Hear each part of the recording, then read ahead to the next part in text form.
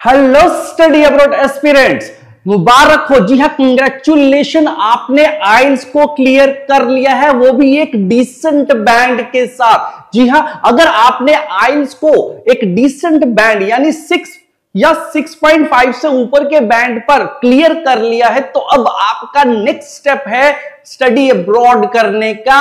वो बहुत क्रूशियल होने वाला है। आज की वीडियो में हम लोग वो सारे प्रोसेसेस को समझेंगे, आपके फाइनल वीजा अप्रूवल तक आपको क्या क्या करना है। तो चलिए आज इस वीडियो को स्टार्ट करते हैं और समझते हैं एक एक चीज को जो अब आपको जरूरत पड़ने वाली है आपके आइल्स को क्लियर करने के बाद। तो यहां पर आज के इस वीडियो में हम लोग समझने वाले हैं कि जो आपको आइल्स का स्कोर मिला है उसको आपको कैसे समझना है, ये कैसे पता चलेगा आपको कि कौन कौन सी यूनिवर्सिटीज में अब आप अप्लाई कर सकते हो, स्कॉलरशिप के क्या क्या चांसेस हैं और क्या प्रोसीजर होने वाला है, और कैसे हमें सही कंट्री और सही इनटेक का डिसीजन लेना है, और साथ ही साथ हमें अपने वीजा के प्रिपरेशन कैसे करनी है और डिपार्चर कैसे करना है। तो चलिए आज इन सारी बातों को डिटेल में समझते हैं। बहुत ही इंफॉर्मेटिव ये वीडियो होने वाला है आप लोगों के लिए। तो चलिए सबसे पहले तो हम समझते हैं जो आपको आइल्स का स्कोर आया है वो क्या कहता है,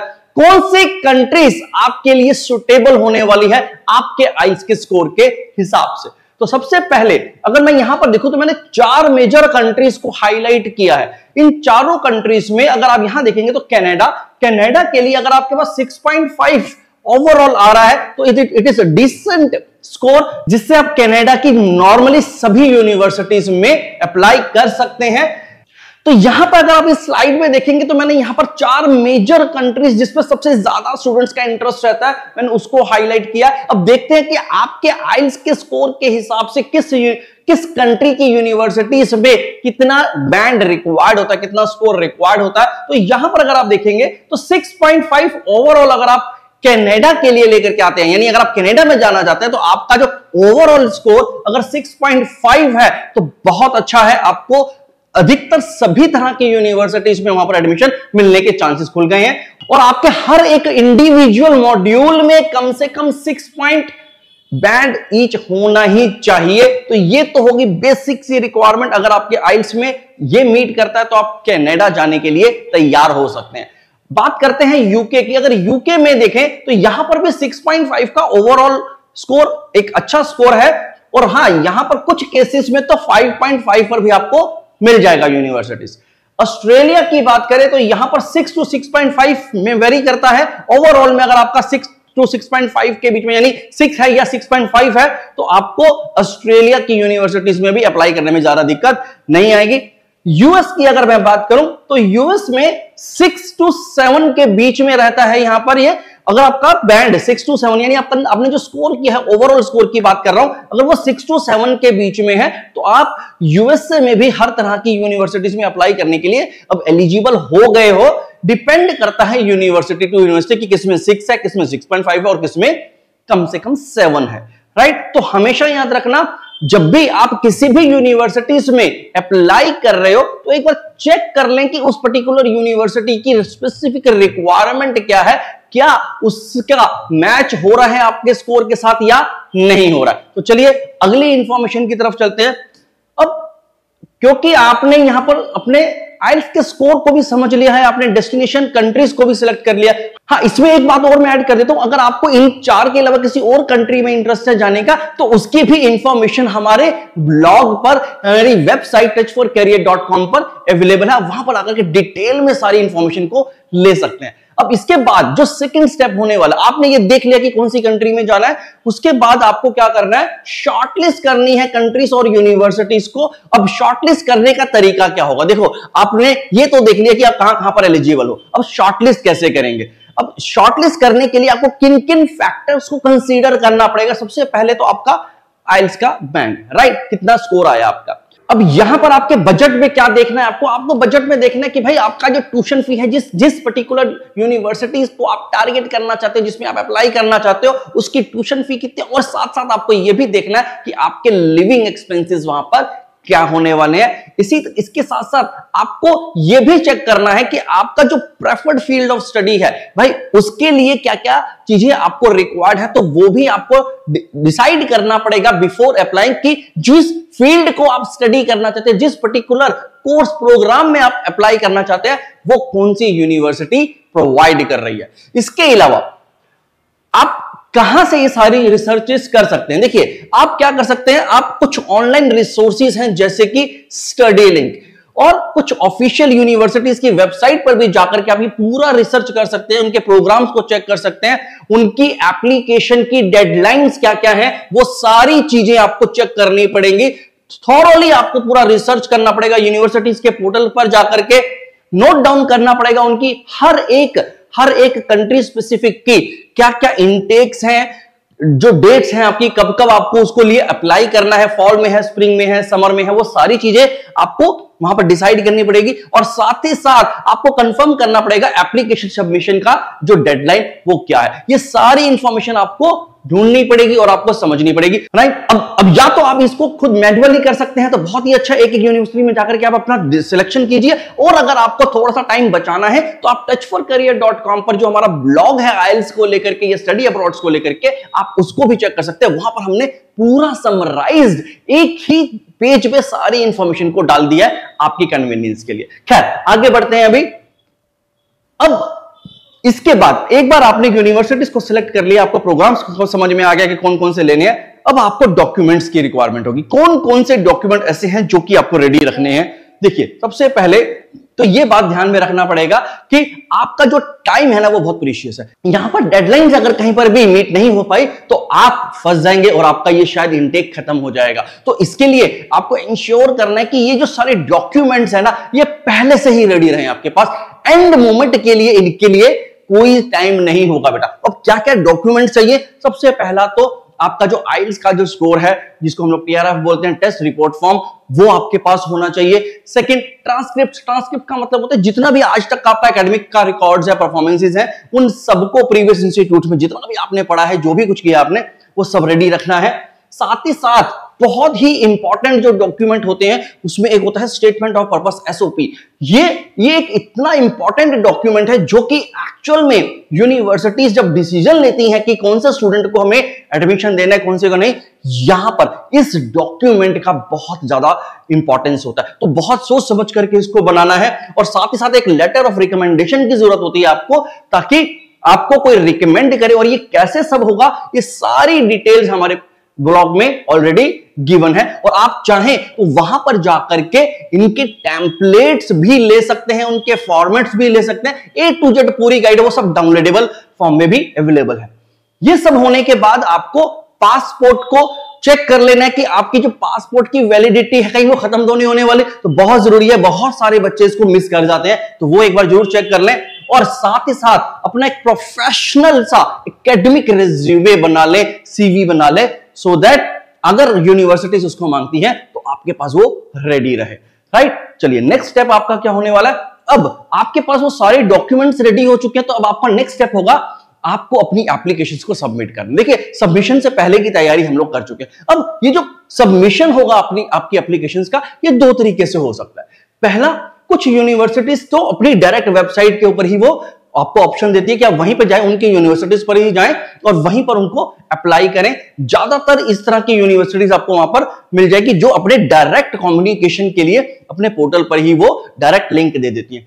उसमें करना क्या है, आपको सिंपल सा एक अकाउंट को क्रिएट करना, उसके पोर्टल के ऊपर जाकर के जो भी एप्लीकेशन का फॉर्म होगा उसको बहुत ही ध्यान से फिल करना है। जितने भी डॉक्यूमेंट्स आपको बताए गए हैं वो सारे डॉक्यूमेंट्स वहां पर आपको अपलोड करने हैं, और अगर उसकी फीस कोई एप्लीकेबल है तो वो फीस को पे करना है। इसके अलावा जो सेकंड ऑप्शन होता है वो होता है सेंट्रलाइज्ड एप्लीकेशन पोर्टल्स। कई कंट्रीज में कुछ एक रीजन वाइज सेंट्रलाइज्ड पोर्टल बने हुए, जहां पर क्या होता है कि उस पर्टिकुलर रीजन की सारी यूनिवर्सिटीज का एक ही फॉर्म एक ही जगह भरा जाता है, ठीक है। तो ये जो पूरा सेंट्रलाइज्ड एप्लीकेशन पोर्टल होता है, ये एक सिस्टमैटिक स्ट्रीमलाइन कर देता है पूरे प्रोसेस को, ताकि सारी तरह की यूनिवर्सिटीज में आपका वो एप्लीकेशन पहुंच जाए। मल्टीपल यूनिवर्सिटीज में आप इजीली यहां पर अप्लाई कर सकते हैं। अब इसके लिए ये कुछ पोर्टल्स हैं जो कि आपके रीजन वाइज है, जैसे कि यूके में है यूसेस करके, जर्मनी में है यूनिएसिस्ट करके, और यूएसए में है कॉमन ऐप करके। तो यहां पर जाकर के भी आप एप्लीकेशंस अप्लाई कर सकते हो अपने स्टडी अब्रॉड के लिए, अपने प्रोग्राम्स के हिसाब से। नेक्स्ट आता है बेटा स्कॉलरशिप्स। देखिए बहुत इंपॉर्टेंट पार्ट, आपको फंडिंग्स की बहुत ज्यादा जरूरत पड़ेगी अगर आप स्टडी अब्रॉड जा रहे हैं, राइट। और बहुत सारी ऐसी यूनिवर्सिटीज हैं जिसको आप टारगेट कर सकते हो, वो आपको स्कॉलरशिप देती है। और ये बहुत इंपॉर्टेंट है बेटा, इस पॉइंट को मिस नहीं करना चाहिए आप लोगों को, क्योंकि जब भी आप बाहर जाओगे तो बहुत सारे खर्चे होंगे वहां पर। तो कोशिश करें कि ज्यादातर जो गवर्नमेंट के इंस्टीट्यूशंस होते हैं वो खासकर से इंटरनेशनल स्टूडेंट्स के लिए ये स्कॉलरशिप का प्रोग्राम जरूर रखते हैं। तो आपको यहां पर वो चेक करना है। अब देखिए कुछ कॉमन जो स्कॉलरशिप के प्रोग्राम्स है, जैसे कि कॉमनवेल्थ स्कॉलरशिप्स हैं जो कि यूके की कंट्रीज के लिए है। इसी तरह से ऑस्ट्रेलिया में अगर आप जाना चाहते हो तो ऑस्ट्रेलियन अवार्ड्स कर करके उनका एक प्रोग्राम है जहां पर वो इंटरनेशनल स्टूडेंट्स को स्कॉलरशिप प्रोवाइड करते हैं। इसी तरह से डैड स्कॉलरशिप है जो कि जर्मनी के लिए होता है। तो जर्मनी में अगर आप जाना चाहते हो तो वहां पर डैड स्कॉलरशिप करके है, आप इनकी वेबसाइट पर जा सकते हो, उसका पूरा डिटेल्स हम लोगों ने दे रखा है। इसके अलावा बहुत सारी यूनिवर्सिटीज अपना स्पेसिफिक पोर्टल पर भी स्कॉलरशिप के ऑफर्स आपको देती रहती है। तो आपको इन सबको चेक कर लेना चाहिए ताकि आप इसके लिए भी रेडी रहें और अप्लाई कर पाए।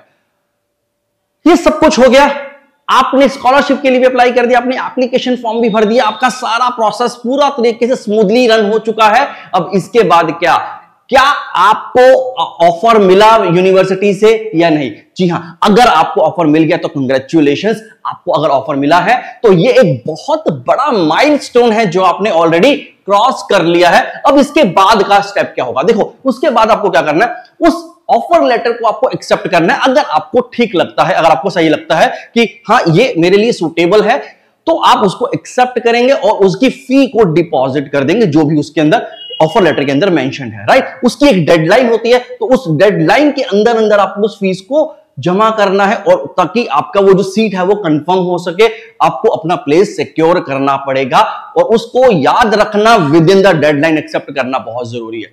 उसके बाद आपको रिसीव करना है एलओए और या फिर सीएएस। ये एलओए क्या होता है? जो कि होता है लेटर ऑफ एक्सेप्टेंस, ठीक है। अब बहुत सारी कंट्री जैसे कि कनाडा हो गया, ऑस्ट्रेलिया हो गया, ये आपका कंफर्मेशन तभी करती है, किस तरह से करती है? वो आपको एक लेटर ऑफ एक्सेप्टेंस शेयर करती है और साथ ही साथ एक confirmation of acceptance for studies होता है जो कि एक यूनिक रेफरेंस नंबर देता है, खासकर से यूके की कंट्रीज में ये एप्लीकेबल है।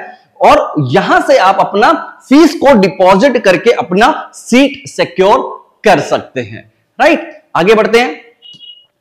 ये सब होने के बाद अगर आपको एक बार ऑफर आ गया और आपने उसको एक्सेप्ट कर लिया तो नेक्स्ट स्टेप होता है आपका वीजा के प्रोसेसिंग करना, राइट। अब वीजा के प्रोसेसिंग करना बहुत ही क्रूशियल स्टेप होता है। ये कहने को तो बड़ा आसान लग रहा है लेकिन यहां पर बहुत सारे स्टूडेंट्स मार खा जाते हैं, तो आपको इसको बहुत ध्यान से समझना, ये बहुत ही क्रिटिकल स्टेप होने वाला है, ठीक है। सबसे पहला टिप, अगर आप वीजा के लिए जब अप्लाई करने की बारी आ रही है तो भाई टाइमली शुरू कर दो। टाइमली क्या नहीं, अर्ली शुरू कर दो, राइट। बहुत पहले से उसको शुरू कर दो। कुछ एक स्टेप्स है जिनको आपको समझना है। सबसे पहले कंप्लीट द वीजा फॉर्म। एक वीजा का फॉर्म आपको भरना पड़ेगा जिसको आपको बहुत अच्छे से कंप्लीट करना है, पूरी तरह से उसको कंप्लीट करें, ये ऑनलाइन ही हो जाता है। उसके बाद सपोर्टिंग डॉक्यूमेंट्स को आपको गैदर करना पड़ेगा। सपोर्टिंग डॉक्यूमेंट्स में क्या क्या आएगा? वही आपका आइल्स का स्कोर कार्ड, आपका एलओए, सीएएस, जो भी आपको लेटर ऑफ एक्सेप्टेंस आया है, एकेडमिक ट्रांसक्रिप्ट्स एंड डिग्रीज, जो आपने अभी तक एकेडमिकली डिग्रीज ली है या इंस्टीट्यूशंस में कहीं काम किया है या जिस तरह से भी कोर्सेज किए हैं, उन सबका लेखा जोखा, उन सबके डॉक्यूमेंट्स यहां पर होने चाहिए। एक वैलिड पासपोर्ट और प्रीवियस ट्रैवल की हिस्ट्री भी वहां पर रिक्वायर्ड होती है, राइट।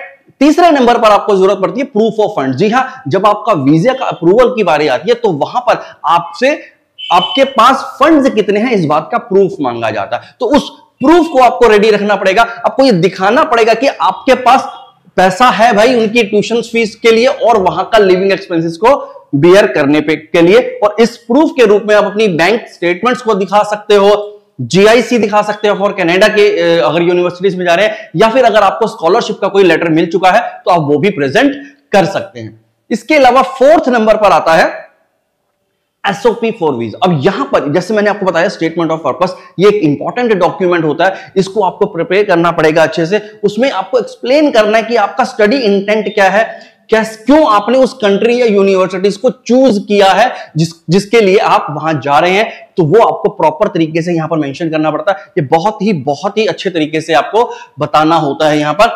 फिर लास्ट स्टेप होता है आपका बायोमेट्रिक्स एंड इंटरव्यू। वहां पर आप जब जाते हैं तो वहां पर आपका बायोमेट्रिक्स वगैरह दिया जाता है, फिंगरप्रिंट्स वगैरह लिया जाता है, और साथ साथ आपका एक इंटरव्यू होता है, उसको आपको क्लियर करना होता है। और इसको अटेंड करने के लिए आपको पहले से अपॉइंटमेंट मिलती है, जो कि आप जब अप्लाई करेंगे तो आपके पूरे प्रोसेस का लास्ट स्टेप होगा।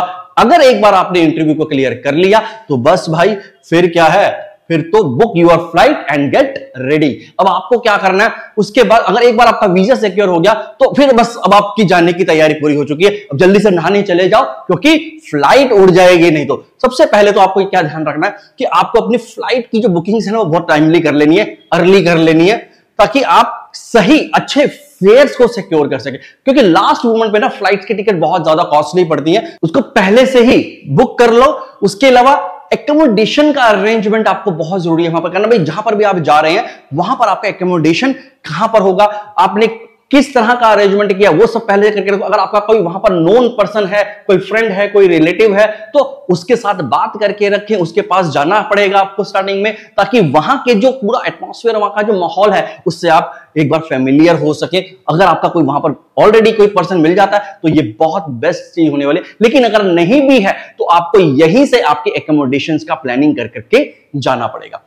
फिर आपको कुछ स्टूडेंट्स के ग्रुप को ज्वाइन कर लेना चाहिए। हम क्या करते हैं, जब वहां पर जब पढ़ने जा रहे हैं तो वहां पर ना कुछ ऑनलाइन क्लासमेट्स मिल जाते हैं आपको, जिनको आप कनेक्ट कर सकते हैं और वो आपको टिप्स वगैरह देते रहेंगे, सपोर्ट करते रहेंगे जब आप वहां पर आ रहे हो। तो ये सब चीजें बहुत जरूरी होती है। ये वहां पे एक तरह के मेंटर्स की तरह काम करते हैं, होते वहीं के स्टूडेंट्स हैं लेकिन वो आपका मेंटरशिप का काम करते हैं। आपको हर तरह से वो गाइड करते हैं, आपके फूड के लिए, आपके एकोमोडेशन के लिए, आपको पार्ट टाइम जॉब्स की अगर जरूरत है तो वो भी वहां पर हेल्प कर सकते हैं। तो ये बहुत सारी हेल्प मिल जाती है इन लोगों से आपको, जिनको आप लोग मेंटर्स बोल सकते हैं।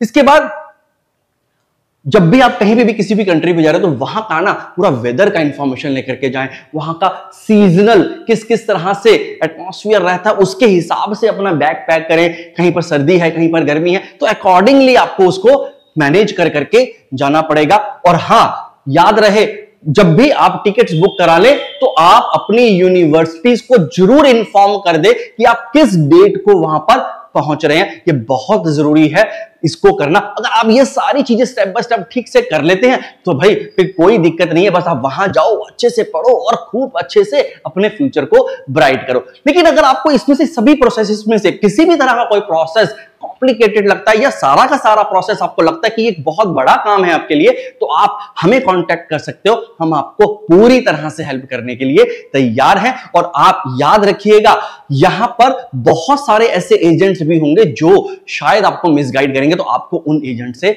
बचना है। आपको अगर प्रॉपर तरीके से इसकी काउंसलिंग चाहिए जो कि फ्री ऑफ कॉस्ट है, तो वो आप हमें कांटेक्ट कर सकते हैं हमारी वेबसाइट टच फॉर करियर के थ्रू। आई होप आपको इस सेशन से काफी इंफॉर्मेशन मिली होगी। अगर आपको जरा सा भी लगा है इसमें कि कुछ नया इनपुट्स मिला है या आपको कुछ सीखने को मिला है, तो इस वीडियो को जरूर लाइक कर दे और उन सभी फ्रेंड्स के साथ शेयर भी कर दे जो आगे प्लान करने वाले हैं अपना study abroad. Thank you so much.